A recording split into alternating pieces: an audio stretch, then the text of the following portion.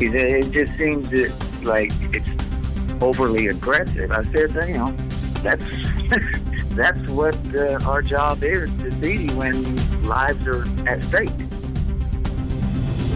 Enchanted Sky Media.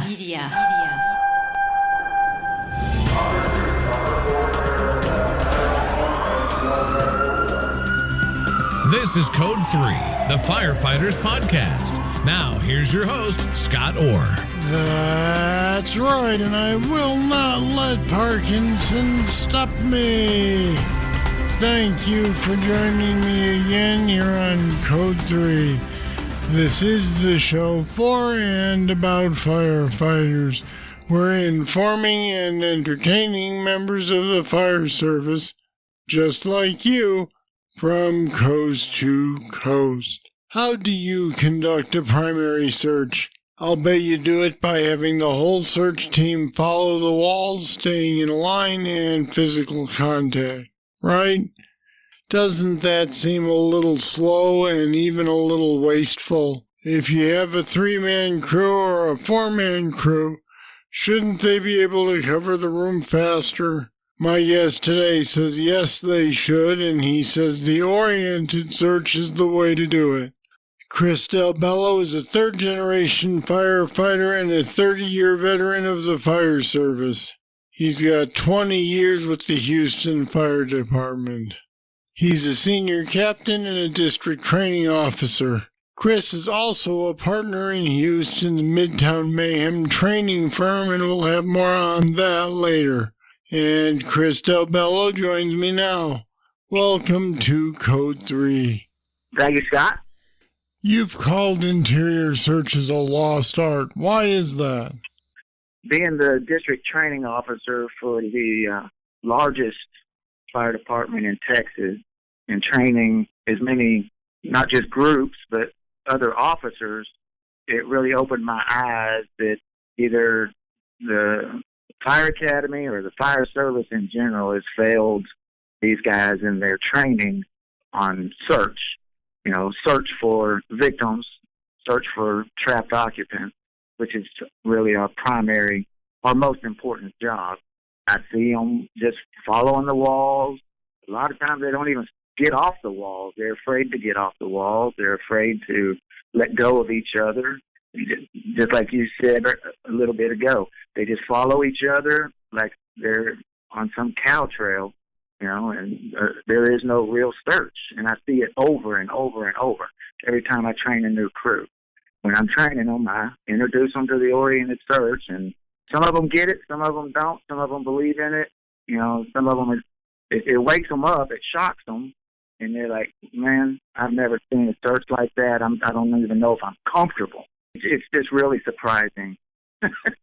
It's something that makes it safer and faster, yet it really opens their eyes to it. All right, why don't you go ahead and describe what is an oriented search? My description of the oriented search would be, it could be a 3-man team, it could be a 2-man team. Whether you have an officer or somebody riding up, that person, his primary responsibility is to maintain orientation, crew integrity, and situational awareness, meaning that he's not actively searching. He's maintaining the contact with the wall. He stays at the door. He sends in a member to actually search a room. Like if you have a long hallway with a bunch of rooms off of it, that officer never goes in, or the team leader, he never goes in and does the physical search of the room. He just stays in the hallway, stays at the door, leaves the door open, sends one guy in. That guy searches real quick. All he's got to do is worry about searching the floor. He doesn't have to worry about, oh, there was a window there, oh, there was a door there. He don't need to worry about all that. He can open the door, see what it is, see if somebody's on the other side of that door. But just search the floor, search the bed, search the closet, get back out. You throw 3 guys into a bedroom, and, they're clanking their bottles and bumping into each other and trying to communicate. You hear a lot of what? Well, if you've trained on the oriented search, this is real simple. Everybody knows when you get to a door, one guy goes in, he does a quick search, comes back out, communicates with the officer that he finished the search in that room, then they move on down the hallway. Get on down the hallway, find the next door, sends the other guy in, searches that room, and just repeats that process over and over. The officer never leaves the hallway unless they come to a large room. What if we're talking about a large facility, say a grocery store or something like that? Does this still work? It still works to an extent, but what the difference on like a grocery store, what I would throw in there is still like your oriented search. I would utilize ropes, the search ropes, the taglines. Again, the officer would stay at the end of like a grocery aisle, send a guy down there, watch him with his thermal imager, try and stay in some kind of contact with him, whether it's visual or verbal. But yeah, you can, some of the taglines are up to 75 feet. I think ours are 25 feet, but our search rope is 200 feet. So yes, it's still the oriented search, but you're using a safety line, basically. I'll be back with more right after this. On any given day, you are tasked to be your best and power through the worst of times, all at a moment's notice. We know the sacrifices you make each and every day. Your success relies on superior equipment and the best training available. That's why Federal Resources is here to support you, the everyday hero. We are here so you can excel. Discover your success at federalresources.com.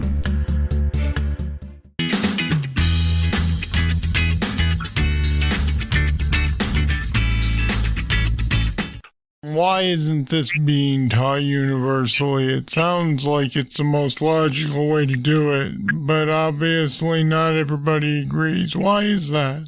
I really do not have that answer. I worked for a smaller department before I got on with Houston back in the 90s, and I was teaching vent inner search, and that blew their mind. And they were like, well, I don't even know if we are allowed to do this. And I'm like, what do you mean you're not allowed to do this? You have some kind of policy or guideline? It just seems like it's overly aggressive. I said, that's what our job is to be when lives are at stake. Get in there, get the job done, get them out. It's a dangerous job. It's a dangerous situation, but, that's what they expect. That's what everybody expects. And, I really don't have an answer as to why this isn't being taught. Again, I work for the biggest department in Texas, and I don't know where. It's confusing as to our level of training when it comes to search. Is there a departmental guideline for your department that specifies how searches are to be done? At this time, no, there is not. So that means that you can do this or not? Yes, correct. I think it's important to address the issue of, doesn't it present more risk than the type of search where a crew stays in physical contact? Or are you saying that we should just accept that level of risk to get the job done? It is a calculated risk, yes. But, most of the searching I do, I'm on the truck, so we don't have a hose line. So just about every search I do is without a hose line or a rope. It's a calculated risk. You're counting on the engine company to do their part while you're doing your part. This is definitely a safer option, and it's the option we use every time. My crew's trained very extensively on it. We probably train. Well, we train at least twice a week because that's our shifts. So, and I know that we spent probably 4 weeks training on it before everybody got comfortable and understood it, agreed with it, I guess, that comfort level. But again, it can be done with just 2 guys too, and it's really more important to use the oriented search if you only got 2 guys. One guy goes in, one guy stays at the door, maintains orientation, situational awareness, and they search what they can. which is 2 guys. You also mentioned that you guys don't usually use ropes. Why is that? It's based on the conditions and the building. Like, we made a pretty good 5-story mid-rise, and I started off with a rope search, and again, I was just in the hallway doing the oriented part, and I realized, hey, this is just a straight run hallway. So I just ended up dumping the rope, because you get crews up there and they're tripping on the rope. You've got 0 visibility. You're using the rope.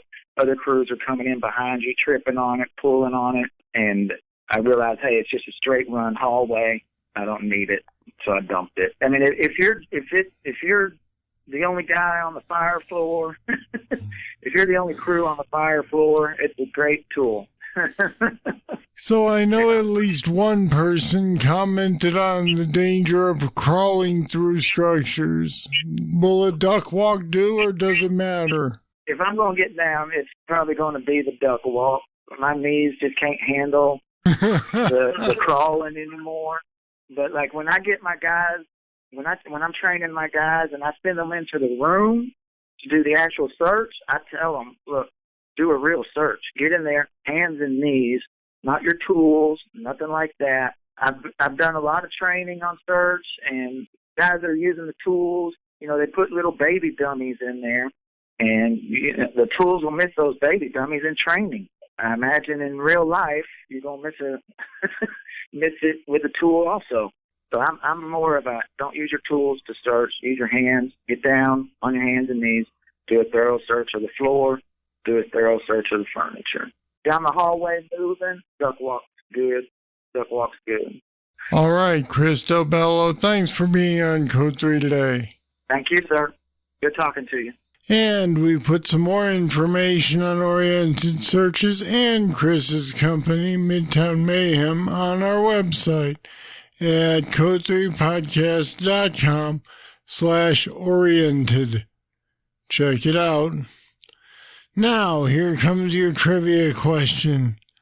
Name the 4 methods of aggressive interior attack.